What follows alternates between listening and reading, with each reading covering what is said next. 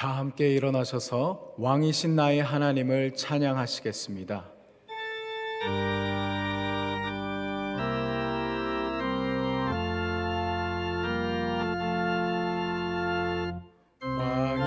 왕이신 나의 하나님, 내가 주를 높이고 영원히 주의 이름을 송축하리이다.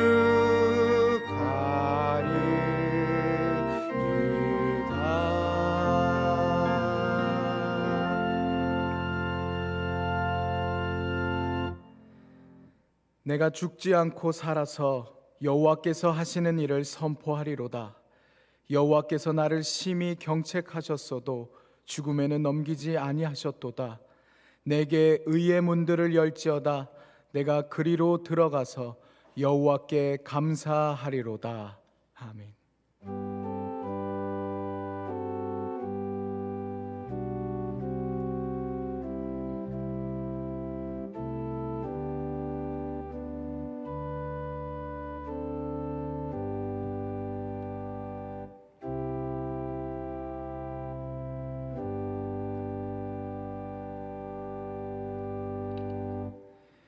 사랑과 자비의 하나님, 예수 그리스도의 부활하심을 경축하며 지난 한 주간을 보내고 오늘 부활의 증인된 성도들이 예배당과 또 각자의 처소에서 삼위일체 하나님을 예배합니다. 저희가 드리는 찬미와 기도, 예물과 헌신을 받으시고 홀로 영광을 거두어 주옵소서. 죽음을 이기시고 부활하신 주님, 부활하신 후에 슬픔과 절망에 빠진 여인들과 제자들을 만나주시고 의심하는 도마에게도 보이셨듯이 오늘 우리 모두에게도 부활하신 주님의 귀한 모습을 보여주옵소서. 예배하는 이 시간 부활의 주님을 배울 때에 우리 안에 걱정과 근심과 의심이 사라지게 하여 주옵소서. 부활의 주 예수 그리스도의 이름으로 기원하옵나이다. 아멘. 다 함께 찬송가 159장을 부르시겠습니다.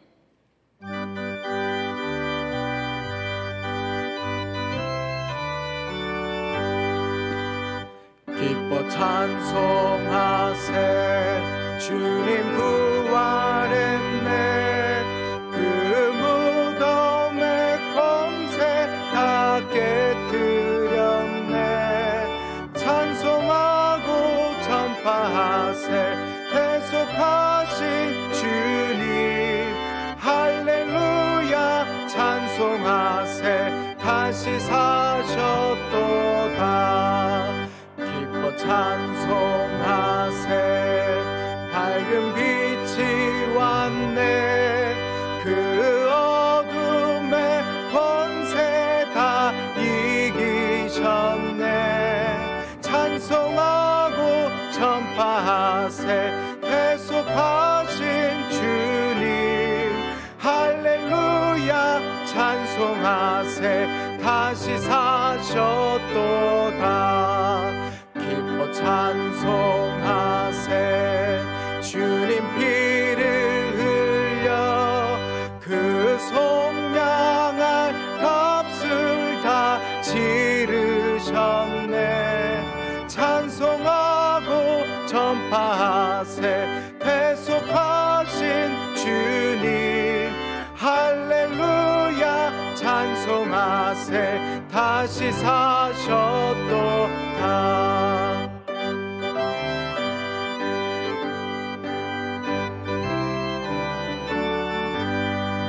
기뻐 찬송하세 죄를 사했으니 그 속죄한 은혜 다 찬송하세. 찬송하고 전파하세 대속하신 주님. 할렐루야 찬송하세 다시 사셨도다. 나는 전능하신 아버지 하나님 천지의 창조주를 믿습니다. 나는 그의 유일하신 아들 우리 주 예수 그리스도를 믿습니다. 그는 성령으로 잉태되어 동정녀 마리아에게서 나시고 본디오 빌라도에게 고난을 받아 십자가에 못 박혀 죽으시고 장사된 지 사흘 만에 죽은 자 가운데서 다시 살아나셨으며 하늘에 오르시어 전능하신 아버지 하나님 우편에 앉아 계시다가 거기로부터 살아있는 자와 죽은 자를 심판하러 오십니다.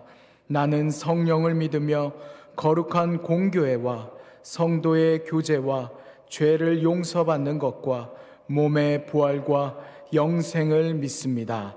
아멘. 다 함께 앉으셔서 찬송가 563장을 부르시겠습니다.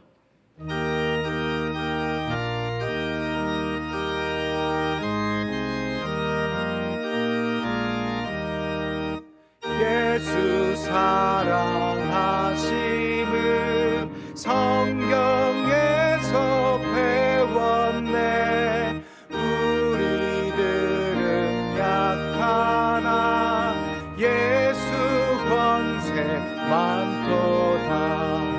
날 사랑하신 날 사랑하신 날 사랑하신 성경에 쓰였네.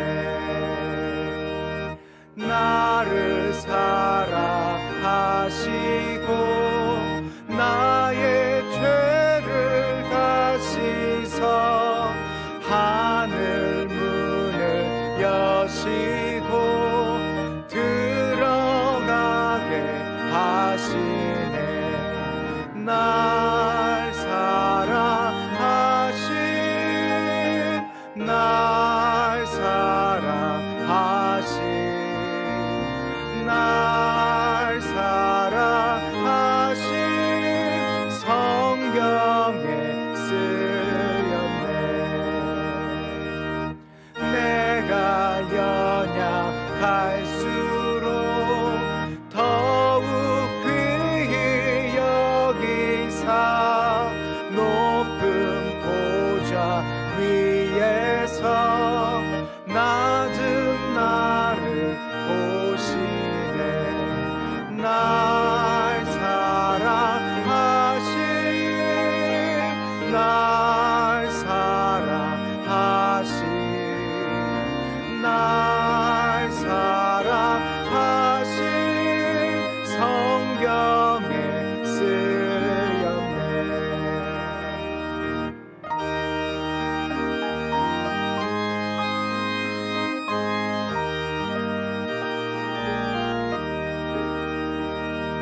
세상 사는 동안에 나와 함께 하시고 세상 떠나가는 날 천국 가게 하소서. 날 사랑하신 날 사랑하신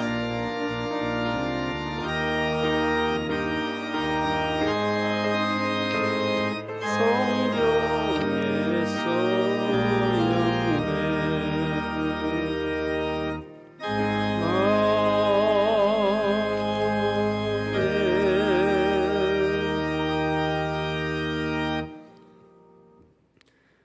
언제나 변함없는 사랑으로 우리를 보호하여 주시고 인도하여 주신 고마우신 하나님 아버지, 그 무한하신 은혜와 사랑에 감사를 드립니다. 긍휼과 사랑이 많으신 하나님 아버지, 코로나19가 들불처럼 온 세계 열방으로 번져나가며 집단 감염의 확산으로 공포와 불안 속에 떨고 있는 이 시대입니다.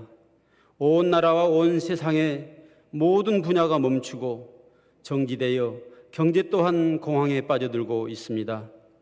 이 역사를 보면서 인간의 연약함을 깨닫고 우리가 더 하나님을 가까이 하며 하나님 앞에 더 겸손히 엎드려 나아가며 우리들의 잘못들을 회개하며 용서를 구합니다. 이기심과 탐욕, 시기와 질투, 분냄과 다툼 속에 있는 우리들 불쌍히 여기시고 죄악 속에서 건져주시고 이 땅의 백성들을 고쳐 주옵소서. 주님의 교회들이 모든 사역이 중단되고 예배가 간소화되고 온라인으로 예배를 드리는 현실 앞에 마음 아픔이 금할 길 없습니다. 온라인으로 가정에서 예배를 드리더라도 예배의 감격이 살아있게 하시고 이러한 상황 속에서도 복음이 구현되고 하나님 나라 확장이 멈춰지지 않도록 우리들의 영적인 자리를 지켜 주시옵소서. 나는 여호와를 향하여 말하기를 그는 나의 피난처요 나의 요새요 내가 의뢰하는 하나님이라 하리니 이는 그가 너를 새 사냥꾼의 올무에서와 심한 전염병에서 건지실 것이미로다라는 시편의 말씀으로 나아갑니다. 하나님의 긍휼하심과 자비하심으로 이 전염병의 사슬에서 끊어지게 하옵소서. 다행히 방역당국과 의료진, 자원봉사자의 헌신과 국민들의 협조로 확진자가 줄어들고 있으며 세미한 희망이 보이고 있습니다. 투명하고 선진화된 방역체계와 의료 시스템으로 세계가 부러워하고 있습니다. 이럴 때일수록 더 신중하게 행동하여 코로나를 물리치고 세계 의료 선진국으로 우뚝 서는 대한민국이 될 수 있도록 인도하여 주옵소서. 일상 예배가 너무나 그리운 이때에 시온성에 속한 가족들 집에서 예배를 드리는 동안에도 더욱 강건케 하시고 가정과 삶터 위에 하나님의 은총이 임하여 주시어 건강한 모습으로 기쁨의 만남을 교회에서 속히 가질 수 있도록 인도하여 주옵소서. 코로나19 사태로 불안과 긴장 속에 있는 세계 만방의 선교지와 선교사님을 지켜 주옵소서. 필리핀과 인도네시아 우리의 선교지와 선교사님을 하나님께서 보호하여 주시사 하나님의 안전한 둥지에 깃들게 하여 주옵소서. 이 시간 목사님을 통해 하나님의 말씀을 듣습니다. 이 혼란한 시기에 생명의 말씀이 되게 하시고 위로와 평안의 말씀이 되어 영혼의 만나로 풍성히 채워지는 은혜의 시간 되게 하여 주옵소서. 시온 찬양대의 찬양으로 주님 영광 받으시옵소서. 오늘도 특별히 온라인으로 각 가정에서 예배를 드리는 시온성에 속한 성도들 목사님 말씀을 통해 은혜 받게 하시고 비록 교회에 모여 한자리에서 예배 드리지 못한다 할지라도 동일한 은혜가 각 가정마다 임하여 주시길 간절히 바라오며 우리의 치료자가 되시며 위로자가 되신 예수님 이름으로 기도하옵나이다. 아멘.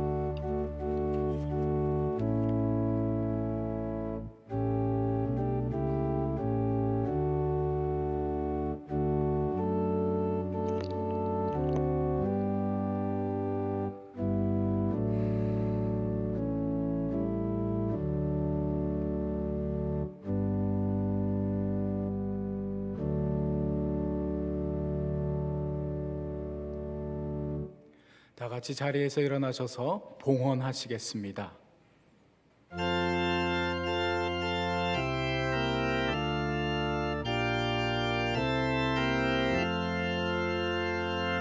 온 세상 만물 가져도 주의 못다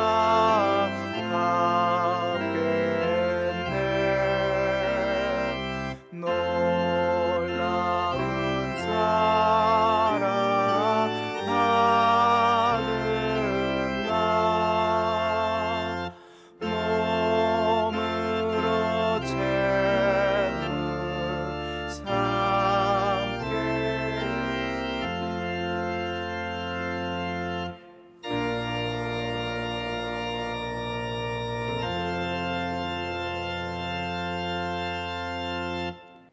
사랑의 주님, 감사합니다. 봄꽃이 만개한 이 아름다운 봄의 향연을 우리에게 주신 창조주 하나님의 위대하심을 찬양합니다. 사망 곳에 깨뜨리시고 부활하신 우리 주님께서 우리 가운데 부활의 산 소망 주시고 성령께서 우리 가운데 새로운 피조물로 빚어주시는 놀라운 은혜를 이 봄에 우리가 느끼며 경험하며 살도록 인도해 주시니 감사합니다. 오늘도 생명 살아 호흡하게 하시고 우리 안에 구원의 주님으로 인한 감격이 있게 하시니 감사합니다. 하나님을 예배하는 거룩한 이 복된 주일에 마음껏 하나님의 성호를 찬미할 뿐 아니라 우리 인생 가운데 베푸신 은혜와 사랑과 축복에 감사해서 오늘도 구별된 귀한 예물을 즐거이 주님 앞에 바칩니다. 오늘 예배당에서 그리고 주어진 가정과 삶의 자리에서 온라인으로 예배하는 모든 성도가 마음 모아 드리는 이 귀한 예물이 하나님을 영화롭고 기쁘게 해드리는 거룩한 예물이 되기를 원합니다.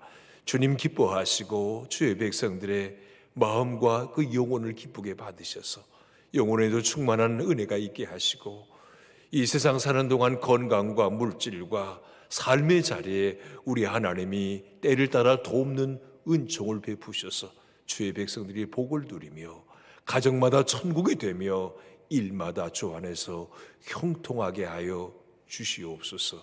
주 예수 그리스도의 이름으로 기도하옵나이다. 아멘. 반갑습니다. 오늘 예배당에 오신 분도 저우자로 한번 인사하세요. 주의 이름으로 사랑하고 축복합니다. 4월 셋째 주일 예배, 지난 주일 정도 수준으로 우리가 예배하겠다고 그랬더니 지금 보니까 지난 주일 수준에서 오신 것 같습니다. 조금 건강하시면 좀 더 오셔도 된다고 그랬는데 결코 더 오시지는 않은 것 같고요. 지난 주일, 그런데 이제 지난 주일에 안 보시던 분이 오늘 또 처음으로 오신 분들 계시네요. 거의 2달 만에 예배당에 오신 여러분들 남다른 감격이 있을 겁니다. 그래서 더 큰 은혜가 있으리라고 생각합니다. 자, 오늘 우리는 이렇게 오늘까지 원래 정부에서 사회적 거리두기를 실시하고 있는데 오늘 또 다른 발표가 있다고는 합니다만은 이제 이만하면 더 이상 확산만 되지 않으면 다음 주일은 정상적으로 예배를 진행할 겁니다. 온라인으로 가정에서 예배 드리신 여러분도 머뭇거리지 마시고요. 이제는 더 이상 확산되지 않는 걸 전제로 하는 얘기입니다. 설령 사회적 거리두기가 좀 더 연장이 되더라도 저는 이제는 확산만 안 되면 다음 주 예배 오십시오. 노약자를 제외하고 예배 안 나오신 분들은 이제 제가 좀 색안경 끼고 볼지도 모르겠어요. 이제 우리는 많이 2달 동안 기다리고 참았습니다. 더 이상 크게 확산되지만 않으면 다음 주 예배는 예배당에 오셔서 예배할 수 있기를 바랍니다. 물론 또 어떤 추이를 봐서 토요일 날 문자로 공지하긴 하겠습니다만은 현재 분위기로서는 다음 주에는 예배당에 오시기를 바랍니다. 그리고 내일부터는 교회 모든 새벽기도 그리고 수요기도회, 금요기도회 전면적으로 다시 재개하겠습니다. 거의 지난 2월 27일부터 새벽기도 쉬었는데 거의 2달 다 됐습니다. 그래서 내일부터는 정상적으로 진행하되 거리두기 때문에 본당에서 진행하겠습니다. 우리 교인이 아닌 분들은 반드시 물론 들어오실 때는 새벽에도 이름은 적고 들어오기, 우리 교인도 이름만 적으면 되고 교인이 아니라면 전화번호까지 좀 기재해 주시고 그렇게 해야 입장이 되겠습니다. 그리고 금요일은 지금 우리가 해마다 오른교회에서 함께하는 원데이 단일 기도회, 이번 금요일은 그렇게 원데이 단일 기도회로 함께 영상으로 예배합니다. 저녁 8시입니다. 교회 학교 예배도 현장 예배와 온라인 예배 오늘 함께 하고는 있는데 지난주에 보니까 거의 한 2-3명밖에 안 보이더라고요. 근데 이 다음 주일은 교회 학교 아이들도 함께 교회 오시도록 여러분 준비하시면 좋겠습니다. 원래 릴레이 기도가 이제 5월 3일부터 새로 시작인데 일단 1층에 붙여놨어요. 이게 릴레이 기도가 진행이 되더라도 당장에 기도실에서 하지 않고 다른 방법을 생각하고 있으니까 일단은 예배당에 오신 여러분들부터 릴레이 기도 5월부터 하는 기도에 신청해 주시기를 바랍니다. 그리고 이 봄학기 각종 성경 공부를 원래 이게 장기화되면 온라인으로 서비스를 하려고 했는데 지금 분위기로 봐서는 5월부터는 재개가 가능하겠다 싶습니다. 이번에는 성경과 성장반은 제외하고 나머지 성경 공부들은 계획됐던 거 5월부터 현장에서 진행하도록 하겠습니다. 가정예배 잘 드리고 계시고 성경 읽기 열심히 하고 계신 줄 압니다. 성경 읽기가 연말까지 안 가고 통독을 끝낼지도 모르겠습니다. 그래서 성경 많이 읽는 그런 시간들로 보내시기를 바랍니다. 자, 이 아침에 주시는 하나님의 말씀은 요한복음 3장 16절로 21절까지의 말씀입니다. 주님의 말씀 경청하시기 바랍니다. 하나님이 세상을 이처럼 사랑하사 독생자를 주셨으니 이는 그를 믿는 자마다 멸망하지 않고 영생을 얻게 하려 하심이라. 하나님이 그 아들을 세상에 보내신 것은 세상을 심판하려 하심이 아니요 그로 말미암아 세상이 구원을 받게 하려 하심이라. 그를 믿는 자는 심판을 받지 아니하는 것이요 믿지 아니하는 자는 하나님의 독생자 이름을 믿지 아니하므로 벌써 심판을 받은 것이니라. 그 정죄는 이것이니 곧 빛이 세상에 왔으되 사람들이 자기 행위가 악함으로 빛보다 어둠을 더 사랑한 것이니라. 악을 행하는 자마다 빛을 미워하여 빛으로 오지 아니하나니 이는 그 행위가 드러날까 하며 진리를 따르는 자는 빛으로 오나니 이는 그 행위가 하나님 안에서 행한 것임을 나타내려 함이라 하시니라. 이것은 우리 주님의 말씀입니다.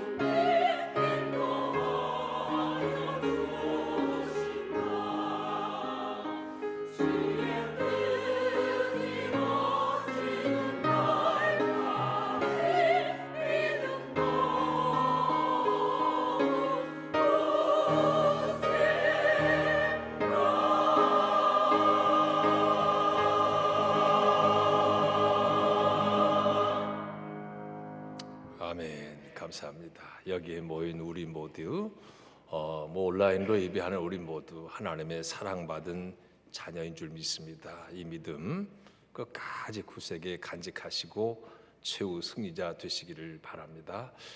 특별한 일이 없는 한은 다음 주는 찬양대도 온전히 복귀되기를 바랍니다. 코로나19가 우리 삶을 송두리째 바꿔놓았습니다. 혼돈스럽고 고통스러운 상황이 오랫동안 지속됐습니다. 이럴 때 우리 그리스도인들이 생각하는 가장 중요시하고 찾는 단어는 아마 딱 하나, 하나님이 아닐까 싶습니다. 하나님만이 이 상황을 다스리시고 또 통치하실, 또 해결하실 유일한 분이심을 우리가 믿기 때문입니다. 예수님을 믿는 사람이나 안 믿는 사람이나 사람의 마음속에 기본적으로 있는 네 가지 요소가 있습니다. 그 첫째는 참 신을 찾는 마음이 인간 마음속에는 다 있습니다. 백두산 천지연에 올라가 보신 분이 계신가요? 아마 우리는 믿으니까 그런지 몰라도 안 믿는 사람도 그 웅장한 아름다움 앞에 이 절대자를 찾는, 경외하는 마음이 절로 생기는 것 같습니다. 동해 바닷가에 막 그 밀려오는 파도만 보아도 웅장한 대자연 우주를 통치하시는 하나님 앞에 경외심을 갖게 합니다. 사랑하는 사람이 예고 없이 갑자기 세상을 떠났을 때 그 충격 앞에서 두렵기도 하고 공포감을 갖기도 합니다. 사람들이 이럴 때 알게 모르게 절대자, 참된 신을 찾는 마음이 생깁니다. 인생은 어디서부터 와서 어디로 가는가? 이런 질문이 생기고요. 이제 코로나19라고 하는 이 특수한 상황, 많은 전문가들이 하는 얘기로 제3차 세계대전은 핵전쟁이다, 그렇게 예고했는데 이 말이 바뀌었어요. 제3차 세계대전은 핵전쟁이 아니고 바이러스와의 전쟁이다. 그 말이 딱 들어맞습니다. 이런 상황에, 끝이 보이지 않는 이 상황에 찾고 부르짖고 의지할 분은 하나님. 그래서 사람들은 하나님을 찾습니다. 또 인간의 마음속에는 둘째로 절대 만족이라고 하는 게 없습니다. 아무리 많이 먹어도 배부름이 없고 아무리 좋은 거 보아도 만족이 없고요. 심지어 원하는 거 다 손에 쥔다고 한들 근본적인 행복은 찾아들지 않는 겁니다. 인간에게는 절대 만족이 없어요. 우리가 볼 때, 야, 저 사람 정도면 진짜 행복하고 만족하겠다 물어보세요. 진짜 절대 만족하냐고? 아니라고 대답할 겁니다. 왜냐하면 인간의 내면은 하나님으로 채우지 않으면 채울 수 없는 빈 공간이 있기 때문입니다. 또한 인간에게는 누구나 믿는 사람은 믿지 않는 사람이나 양심이라는 게 살아 있습니다. 그래서 아무도 보지 않는다고 해서 어떤 나쁜 일을 하면 양심이 고발을 하죠. 마음이 쿵쾅거리고 이런 양심이 인간 누구에게나 있는 겁니다.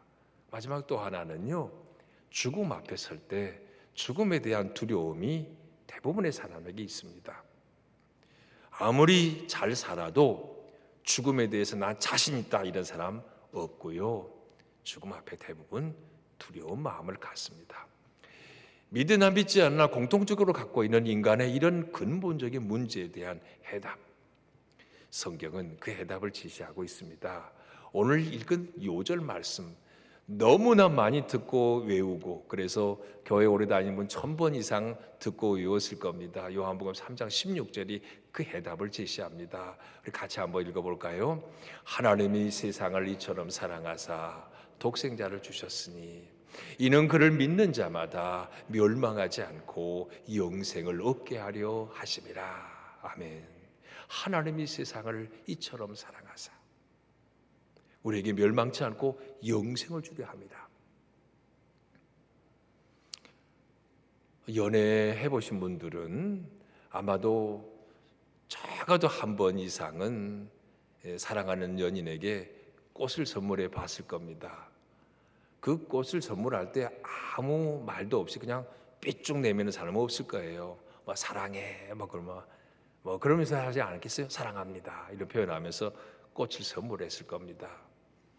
지금 이 봄의 계절, 온 천지가 아름다운 꽃들로 만개해 있습니다. 어쩌면 하나님께서 이 많은 꽃들을, 우주의 충만한 아름다운 꽃들을 우리에게 보여주면서 내가 너희를 사랑한다 이렇게 말씀하시는 거 느껴지십니까? 오늘 본문, 하나님이 세상을 이처럼 사랑하사, 하나님 우리에게 꽃을 보여주면서 나 너희들 사랑해, 이런 느낌을 가질 수 있었으면 좋겠습니다. 하나님은 사랑이십니다. 누구나 사랑받고 싶고 사랑하고 싶은 마음이 인간에게는 있습니다. 하지만 인간의 사랑이라는 건 언제나 조건과 제한이 있습니다. 세상에 가장 아름다운 사랑을 어머니의 사랑이라고 하는데요, 어머니 품 안에 안겨서 잠자고 있는 아기는요, 그 잘생기고 못생긴 차이가 없어요. 그처럼 아름다운 어떤 그림이 그렇게 아름답겠습니까? 새록새록 잠들어 있는 아기. 하지만 그 믿을 만한 어머니 품 안에 잠자고 있는 아기도 어머니가 잠을 자는 동안에는 그 누구도 돌볼 수 없습니다.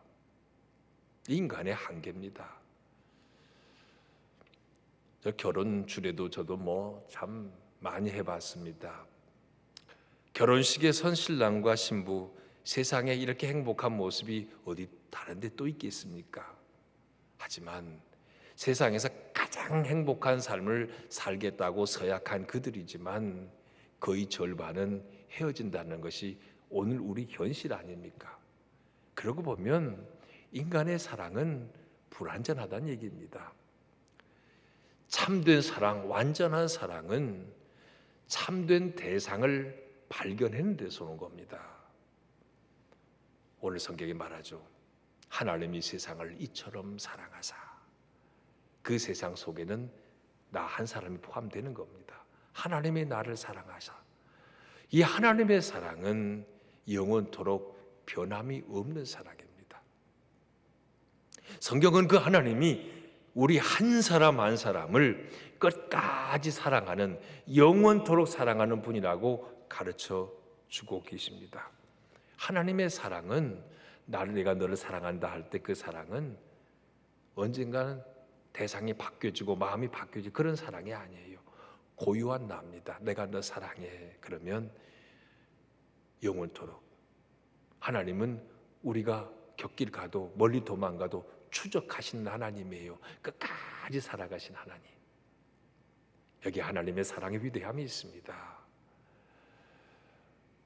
부부가 부부싸움 할 때 가령 남편이 아내를 향해서 세상에 여자가 너밖에 없는 줄 알아, 만약에 이렇게 말했다면 그건 살인이나 다름이 없죠. 아무 때나 바꿀 수 있는 대상이라면 그건 사랑의 대상이 아닙니다. 인간의 사랑은 아무리 친한 친구끼리, 부부간에도, 부모와 자녀간에도 사랑한다고 하지만 한계가 있고 제약이 있습니다. 연인들끼리의 사랑을 흔히 에로스라고 하죠. 에로스의 사랑. 사랑할 만하니까 너무 외모가 아름답고 이뻐서 그래서 사랑하는 거. 이거는요, 수동적 사랑입니다. 느낌으로 다가오는 감성적 사랑이에요. 이거는 명령으로 되는 게 아닙니다. 너 저 여자 사랑해 근다고 사랑되는 게 아니거든요. 반면 하나님의 사랑은 아가페 사랑이라고 합니다. 아가페 사랑은 감성적 사랑이 아니에요. 의지적 사랑입니다. 그리고 그냥 사랑하는 거예요. 아무리 못된 짓을 해도 자식이니까 사랑하는 거예요. 그리고 의지적 사랑이라는 거, 도무지 사랑할 수 없는 사람입니다. 그런데 주님께서 나를 사랑하신 주님이 명령하시니까 저 죄인도 사랑해, 저 원수도 사랑해. 주님의 명령이기 때문에 하는 사랑, 의지적 사랑, 능동적 사랑. 우리가 그 사랑을 해야 하는 이유는 주님께서 십자가에서 먼저 그 사랑을 우리에게 보여주셨기 때문입니다. 로마서 5장 8절 표준 세번역으로 함께 읽어봅니다. 우리가 아직 죄인으로 있을 때 그리스도께서는 우리를 위하여 죽으심으로써 하나님께서 우리에게 주시는 사랑을 나타내셨습니다. 우리가 죄인이었을 때 그분은 십자가에 죽으심으로 우리에 대한 당신의 사랑을 보여주셨다 그랬습니다. 이 사랑에 근거해서 사랑할 수 없는 사람도 사랑하라고 주님은 명령하고 계십니다. 여기서 우리가 기억할 것은요, 내가 누구냐? 인간이 누구냐? 죄인이라는 것. 오늘 읽은 말씀에 보면 멸망받을 죄인, 하나님의 사랑을 믿지 않은 자는 이미 심판을 받은 자라고 오늘 읽은 성경이 말씀하고 있습니다. 여러분, 죄인이 아닌 사람은 없죠. 사람은요, 죄인으로 나서 죄인이에요. 죄 지어서 죄인이 아니고요. 로마서에 기초하고 보면 성경의 말씀에 보면 그래요. 그래서 사람은 거짓말하는 거, 나쁜 죄 짓는 거는요, 가르쳐 주지 않고 배우지 않아도 저절로 하게 돼 있습니다. 죄인으로 태어나서 그래요. 그리고 죄 짓는 일은 수고와 노력이 필요하지 않아요. 연습이 필요 없습니다. 그냥 저절로 죄는 지어지게 되고 너무 쉽게 하는 게 죄 짓는 거예요. 그 반대로 사는 건 너무 힘든데 죄 짓는 건 너무 쉬워요. 우리가 뉴스를 보거나 신문 사회면을 보면 어쩌다가 선한 일이 보도되지만 그건 그냥 대충 넘깁니다. 그런데 아주 악하고 나쁘고 어두운 일은 디테일하게 다 눈여겨보는 습성이 있어요. 그 인간의 죄성이 그렇습니다. 혹 여러분 중에는 난 예수 믿은 이후로는 단 한 번도 내가 죄를 지어본 적이 없다고 생각한 이런 사람이 계실지 모르겠어요. 표면적으로는 그런 사람이 있을 수도 있겠죠. 그렇지만 그런 경우도 죄인이 아니라고 말할 수 없습니다. 만약에 그런 사람이 없겠거니와 혹 있다 할지라도 그거는 아직 환경이 죄 지을 환경을 접하지 못해서 그러지, 동일한 환경 되면 죄 짓지 않을 수 없는 존재라는 걸 인정하셔야 합니다. 예수님은 말씀하셨어요. 여자를 보고 음욕을 품으면 이미 간염한 거고, 사람을 보고 미워하고 욕하면 이미 살이 난 것이라고 말씀하셨습니다. 주님이 말씀하시는 이 죄인의 범주에 안 듣는 사람 여러분 중에 있습니까? 성경은요, 가장 큰 죄는 창조주 하나님, 아버지 하나님을 인정하지 않는 불신의 죄를 가장 큰 것으로 규정합니다. 시편 14편 1절을 같이 한번 읽어볼까요? 어리석은 자는 그 마음에 이르기를 하나님이 없다 하는도다. 그들은 부패하고 그 행실이 가증하니 선을 행하는 자가 없도다. 가장 어리석은 자, 마음에 하나님이 없다고 하는 자, 그게 가장 큰 죄예요. 이런 죄의 마지막 결과는 죽음이라 그랬습니다. 죽음은 아무것도 아니야, 죽으면 모르는 걸, 끝인 걸 그렇게 말해서 안 되는 거예요. 성경은 죽음 이후에 반드시 심판이 있다고 말씀하고 계십니다. 히브리서 9장 27절 우리 같이 읽어볼까요? 한 번 죽는 것은 사람에게 정해진 것이요 그 후에는 심판이 있으리니. 씨 뿌린 농부에게 가을 추수는 심판입니다.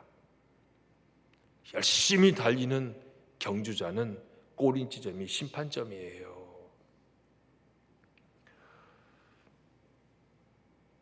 가끔 사람이요 허망하게 죽는 걸 봐요.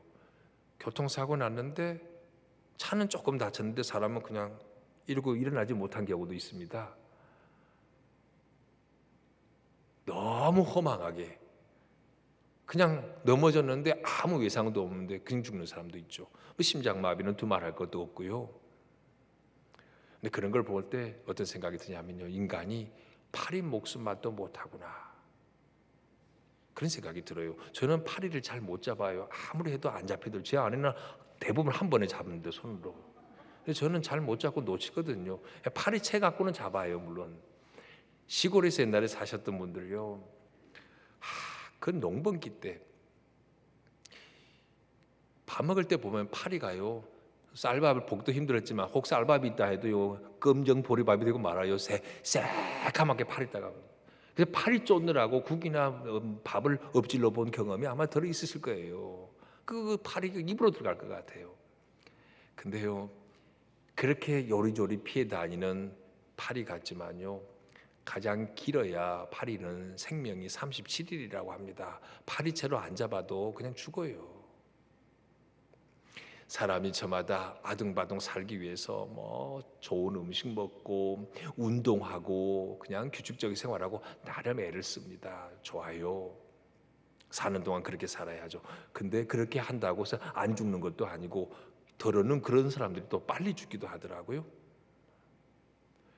병이 들면 의사에게 도움을 받습니다. 그러나 병원의 의사가 죽을 사람 살려놓던가요? 천만에요.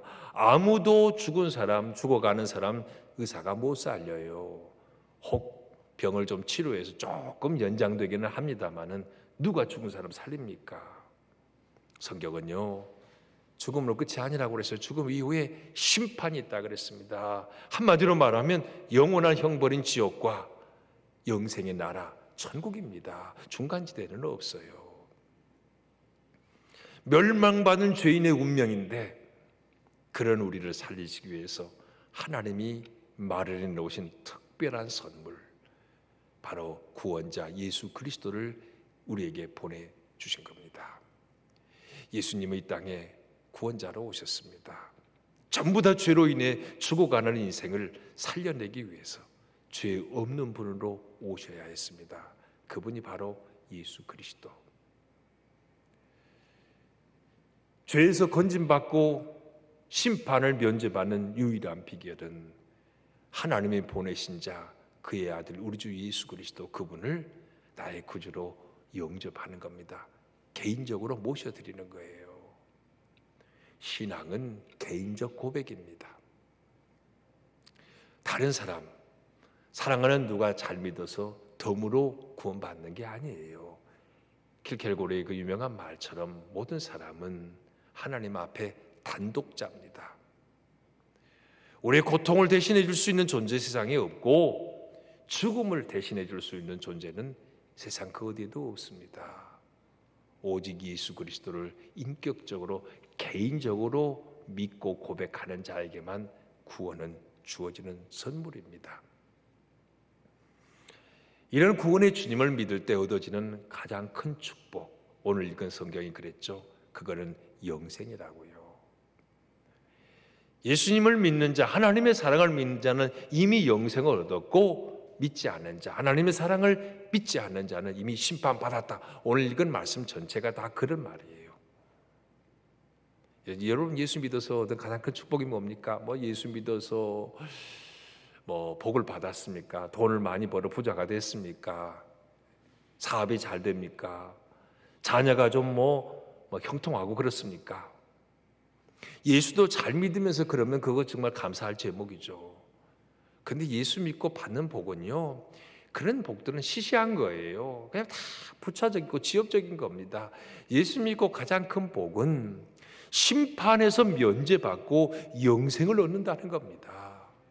죄사함의 문제, 은총과 더불어 영생이 주어졌다는 이 놀라운 축복, 이걸 예수님의 십자가와 부활을 통해 우리가 누리게 됐다는 거예요.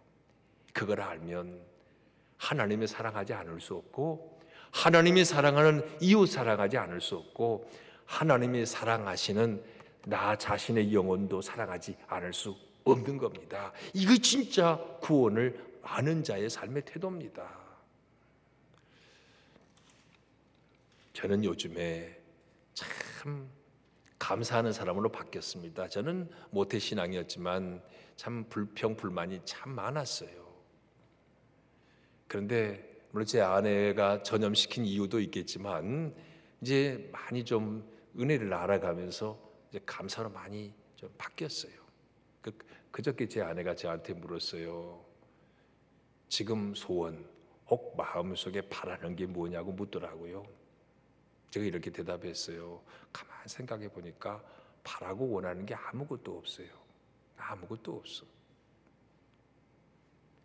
그 말은요, 구원받은 은혜의 삶, 하나님의 사랑을 받고 사는 지금 이것으로 만족하다, 그 고백이었습니다. 뭘 더 바래? 바라는 게 욕심이고 그게 죄지 뭐. 오해하지는 마십시오. 목사가 엄청나게 부자고 막 좋은 모든 게 형통한가 보다. 저요, 왜 저라고 이 땅에 사는 동안 문제가 없겠습니까? 건강, 저도 그렇고 제 아내도 우리 큰딸도 조금 건강이 평범한 사람보다는 좀 안 좋은 편인데 건강 문제 있고, 또 우리 막내 대학 보내려면 천문학적으로 돈이 들어가는데, 그 우리 둘째 시집도 보내야 되는데, 그리고 이런 고민 저런 고민 왜 없겠어요? 그런데 이런 문제들이 그대로 있다고 해서 구원의 삶조차 놓쳐서는 안 된다는 겁니다. 그런 문제가 해결되는 거하고 구원과는 별개예요. 그래서 인생에 산적한 문제가 놓여 있다 할지라도 구원의 삶이, 하나님의 사랑이 내 삶을 지배하면 매일이 감사의 날이고 범사가 감사하지 않을 수 없다는 얘기입니다.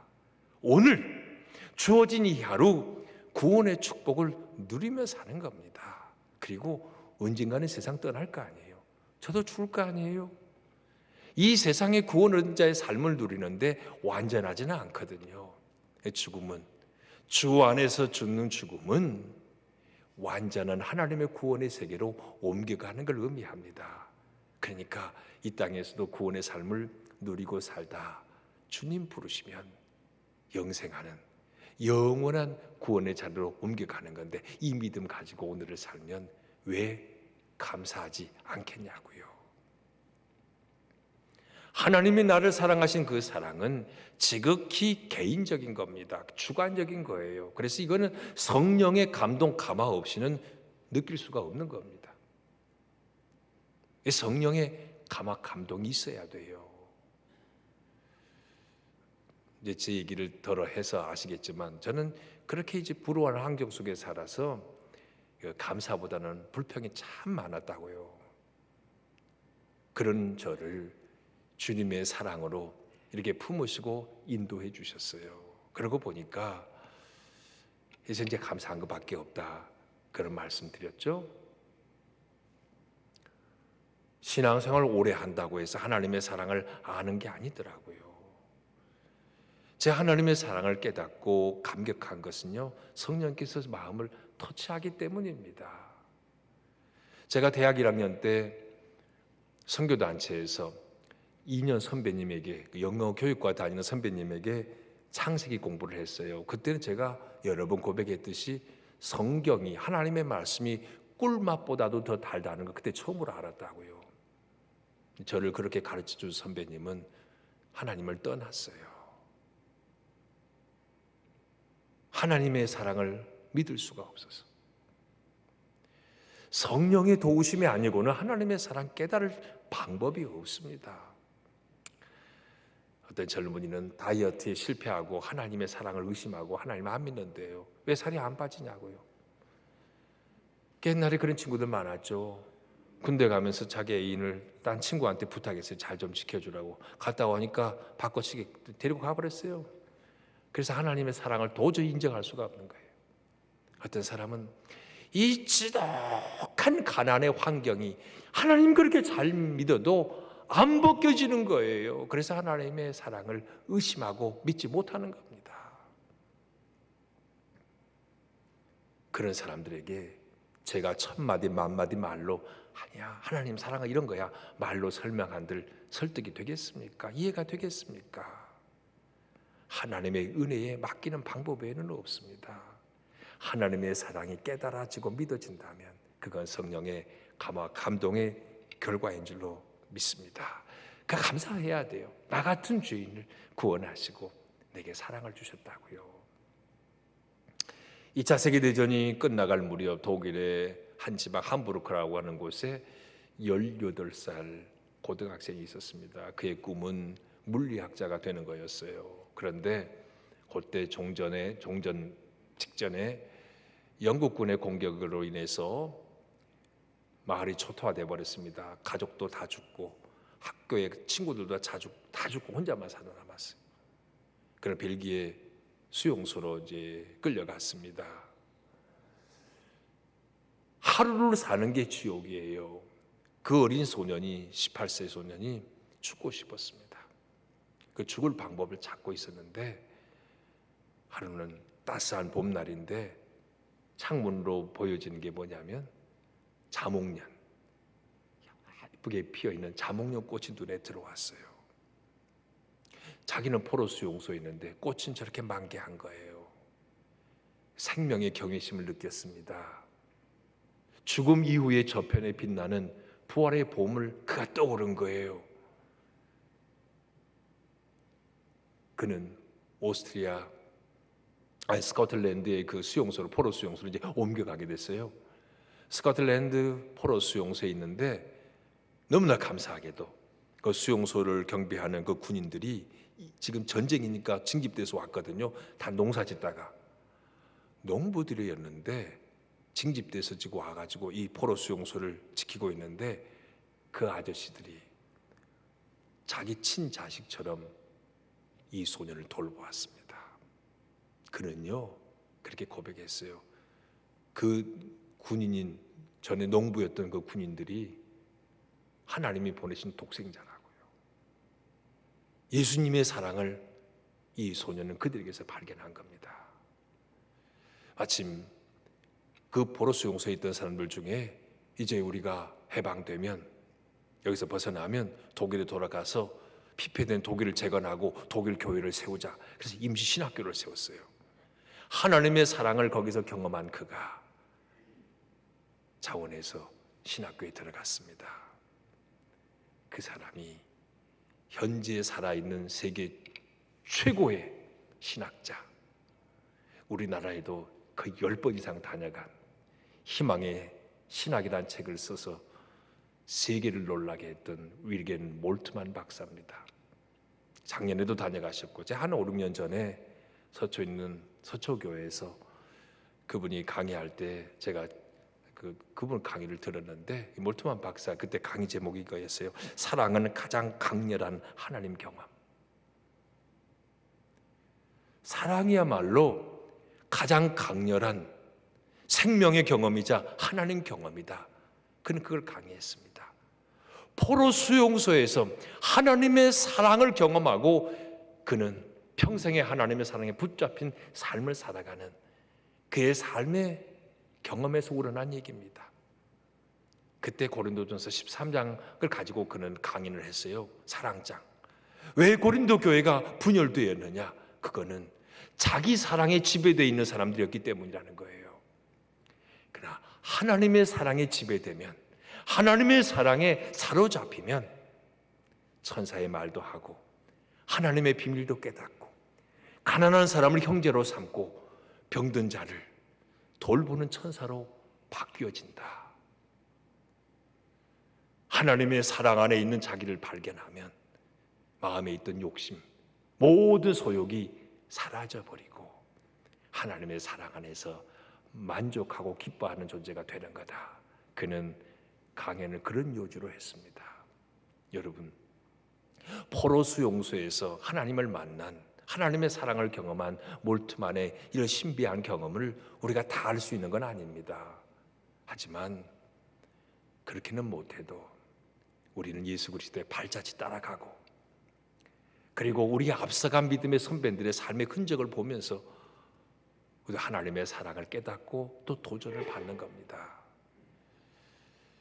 그런 의미에서 보면 아침에 일어날 때 신문 먼저 뉴스부터 볼 일이 아니에요. 신문의 사회면은 어두운 면만 소개해 준다고 얘기했잖아요. 그렇게 시작하면 하루가 상쾌하지 않을 거예요. 그래서 주님의 말씀 묵상을 통해서 하루를 시작하면 얼마나 영혼이 맑아지겠습니까? 주님의 발자취를 따르는 삶이라는 게 그런 겁니다. 때로는 믿음의 선배들의 발자취를 더듬어 보는 것도 유익합니다. 저는 며칠 전에 추양 한경직 목사님의 발자취를 잠깐 더듬는 기회가 있었습니다.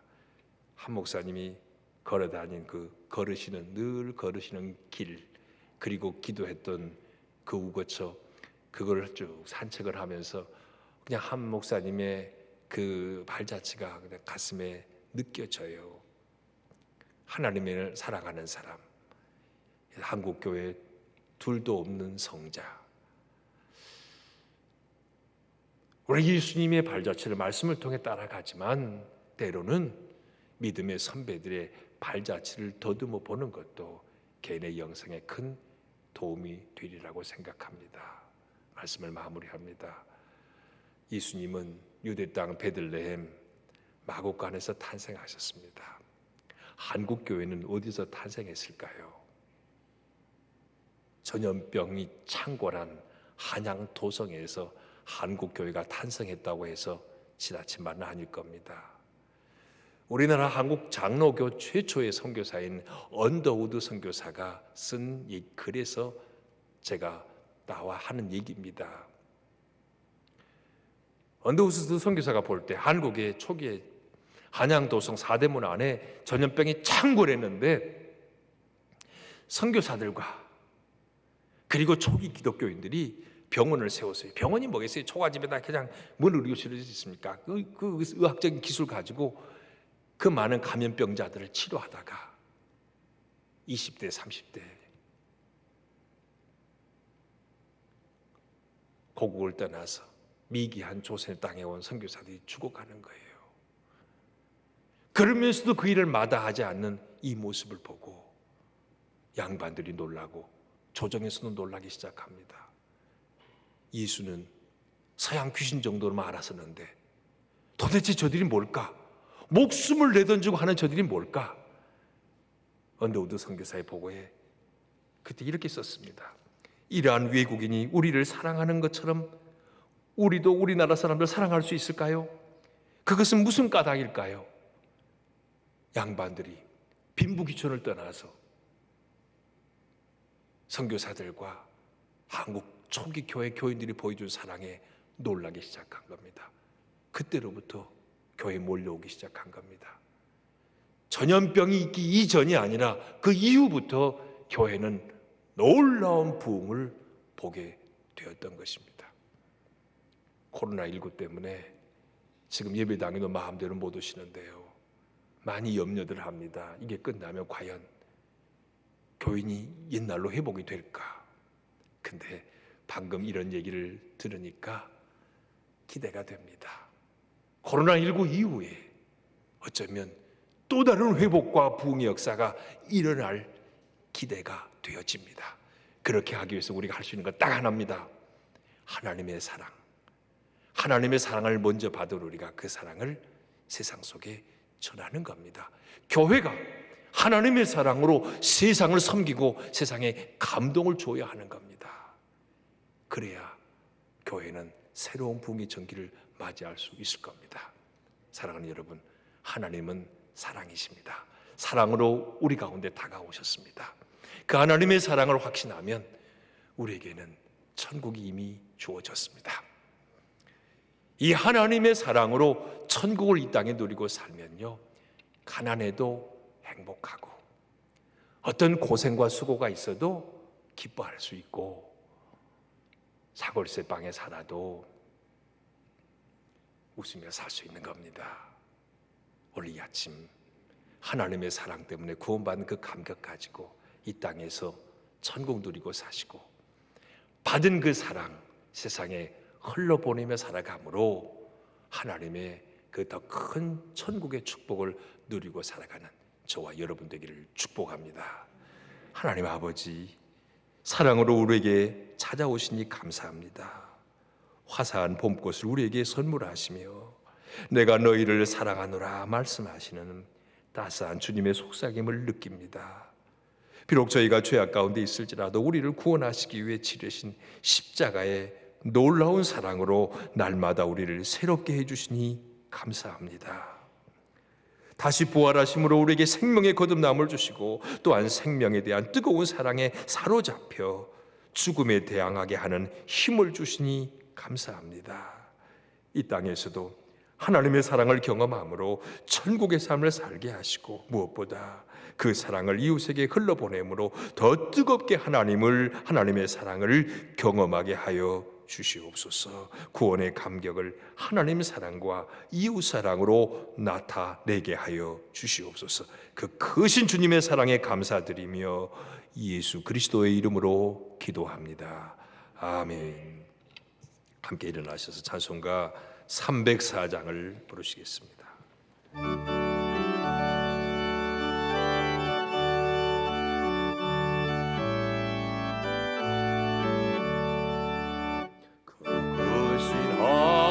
하나님의 사랑 말로 다 영영 못하네. 저 높고 높은 별을 넘어 이 낮고 낮은 땅 위에 죄범한 영혼 구하려 그 아들 보내사 화목제물 삼으시고 죄 용서하셨네. 하나님 그 신사랑은 승량다 못하네. 영원히 변치 않는 사랑 성도여 찬양하세. 괴로운 시절 지나가고 땅 위에 영화 쇠할래. 주 믿지 않던 영혼들은 큰 소리 외쳐 울어요. 주 믿는 성도들에게 큰 사랑 우리의 죄 사했으니 그 은혜 잊을까. 하나님 그 신사랑은 증량다 못하네. 영원히 변치 않는 사랑 성도여 찬양하세.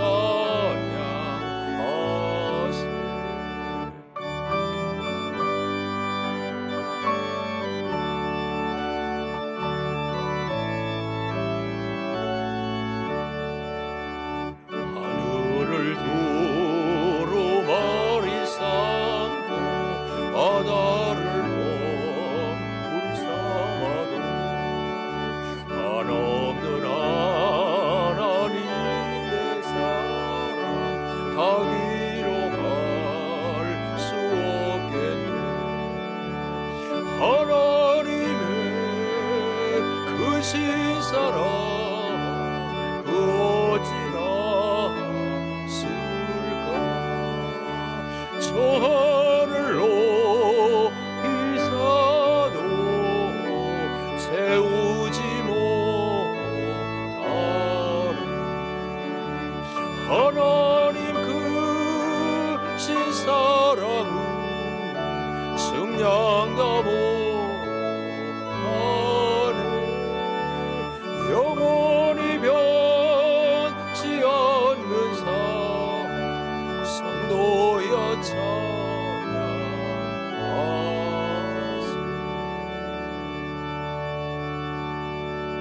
우리의 구주가 되시는 예수 그리스도의 은혜와 하나님 아버지의 그 크신 사랑하심과 성령님의 감화 감동 주시고 영원한 사귐 주시는 놀라우신 은총이 죄로 인해 죽었던 우리를 살리시기 위해 십자가에 죽으시고 부활하심으로 우리에게 영원한 생명 주신 하나님의 그 큰 사랑을 받아 그 사랑에 감격하며 이 땅에서도 천국을 누릴 뿐 아니라 그 사랑을 세상 가운데 흘러보내며 살기를 다짐하며 예배하는 주님의 권속들 머리머리 위에 이제와 영원히 함께 계시기를 축원하옵나이다.